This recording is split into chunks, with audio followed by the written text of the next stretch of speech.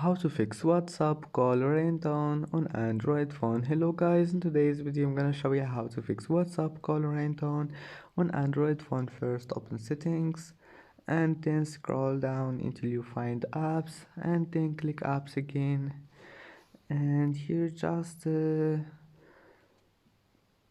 you will find all your installed apps. Just scroll down until you find WhatsApp here, and here is it. Click on it and then click storage, and now clear cache,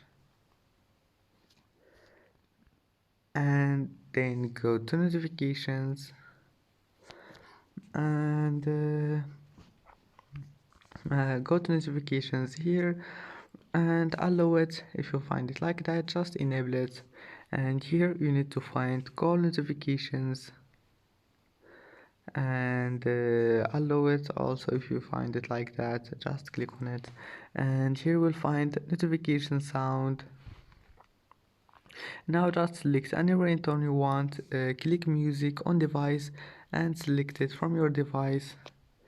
Wait, where is it? Here you can select it from your device, and that's it for today's video. If you like this video, don't forget like and subscribe, and see you in the next video.